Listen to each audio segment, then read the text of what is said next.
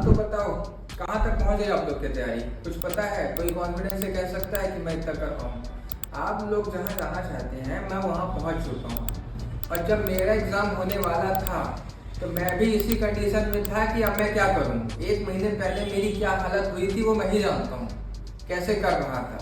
और मैं आप लोग की प्रॉब्लम को बहुत अच्छे से समझ पा रहा हूँ कि आप लोग को क्या दिक्कत आ रही होगी।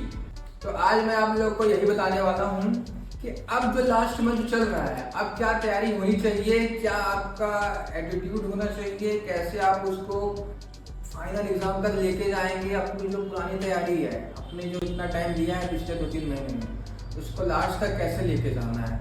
तो मैं 2-3 तरीके आपको बताने वाला हूँ जो मैंने किए थे और जो मैं करके यहाँ तक पहुँचा हूँ। आज मैं मेडिकल ऑफिसर हूँ और आप लोग की फेज में भी कभी था, बहुत दिन मेरे को हुआ भी नहीं है। इस फेज में मैं बहुत परेशान हो रहा था, कोई नहीं था बताने वाला, क्योंकि इसके पहले कभी जीके कभी आई ही नहीं थी एग्जाम में, सिर्फ आयुर्वेद आता था। तो अब मैं बताता हूँ कि आप लोगों को क्या करना है। तो क्या कर सकते हैं इस टाइम पे, आपको क्या करना चाहिए? देखिए, मोस्ट इम्पॉर्टेंट जो 1 मंथ पहले हमको करना चाहिए वो होते हैं PYQs, प्रीवियस ईयर क्वेश्चन। उनको पकड़ लो, उनको कर लो 4 से 5 बार, जितने बार हो सके उतने बार करो, क्योंकि वहीं से ही क्वेश्चन पेपर बनता है, वहीं के आसपास ही रहता है। कोई बहुत टफ चीज नहीं पूछने वाला है आपसे। हम क्या करते हैं, जो नॉर्मल गलती करते हैं, जो हमको बन रहा होता है वही हम गलती करते हैं। और जो हमने पढ़ा है, बहुत से बच्चे क्या कर रहे होंगे, बस रिवाइज करे जा रहे हैं, करे जा रहे हैं, करे जा रहे हैं, वही देख रहे हैं। सूत्र स्थान रिवीजन कर लिया, सब्जेक्ट पढ़ लिया, बस वही नोट्स खोलते हैं, खत्म हो जाता है। तो आपको ये गलती नहीं करनी है। नोट्स को रखो किनारे, पहले सुबह उठो, क्या करोगे आप? पहले आप क्या करोगे?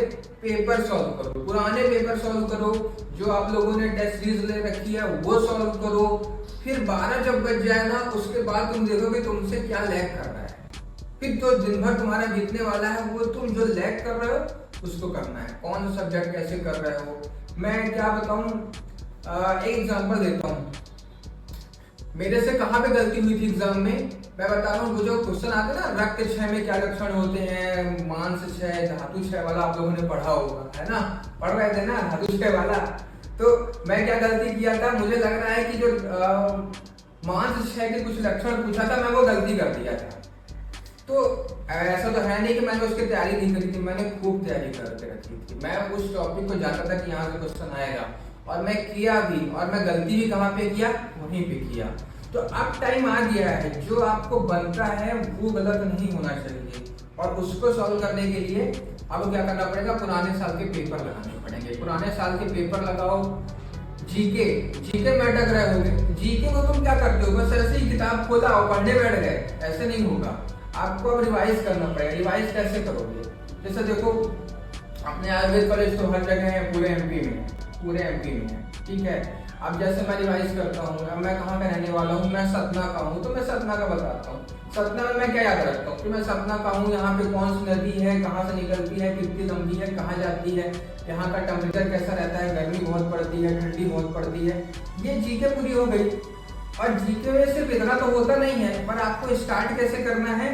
पहले उसकी ज्योग्राफी पढ़नी है, कितनी तुम्हें याद है। हर जिले में जाओ, जो जहाँ रहा है।